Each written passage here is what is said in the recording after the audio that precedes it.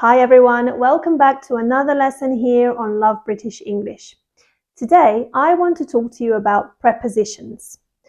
I've been teaching over 8 years and I always get asked the same questions. Why do English speakers say I'm in a car but I'm on a bus? Why and what's the difference? Well, in today's class I will be teaching exactly that. But first, I want to test your knowledge with a little quiz. All you have to do is fill in the blanks. So let's get started and see how you do. Number 1, fill in the blank.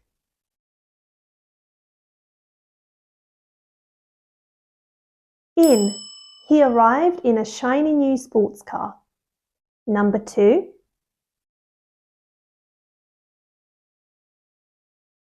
By. She commutes to work by train every morning. Number 3. On. We took a scenic route on our bicycles. Number 4. On. She was on a yacht when she saw the dolphins. And number 5. In. The team travelled to the game in a limousine.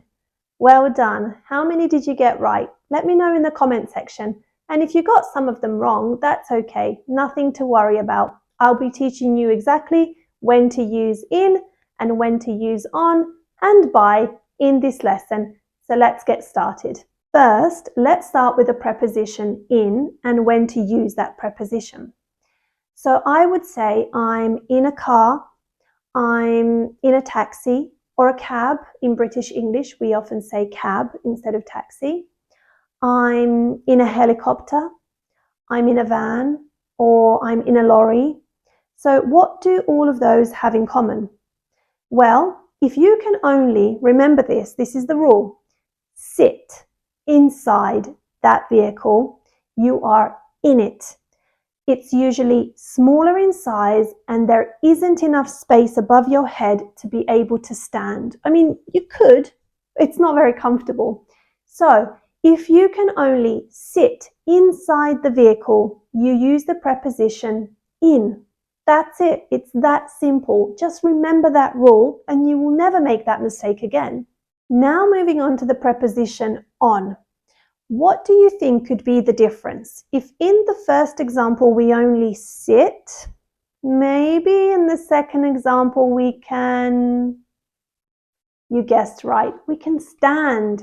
So, I'm on a bus, I'm on a train, I'm on a plane, I'm on a cruise ship.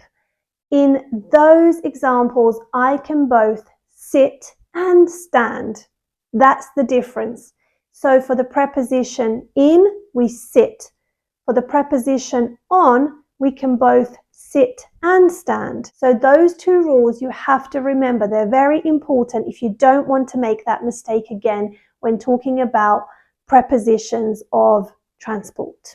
Right, you're probably thinking, okay, I can remember this, but you didn't mention a bicycle or a skateboard or an elephant. What do I say then?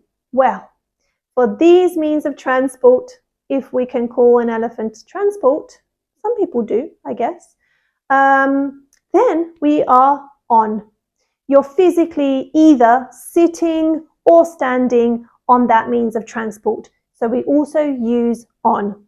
Remember, if it's small and you've got no space, you can only sit. You use in. And for everything else, you use on. Now, if we want to talk about travel in general, the way we travel somewhere, we would use the preposition by. For example, I travel to the office by car, by train, by taxi. There is one exception.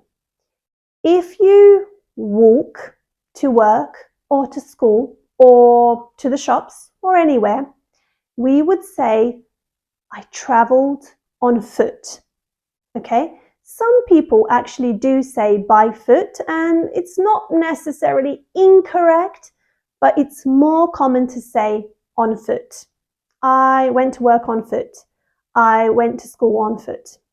I really hope that helped clarify when to use in, when to use on, and when to use by. If you like this lesson, please hit the like button, subscribe to the channel, maybe share this video with somebody that might need this lesson and might find it useful.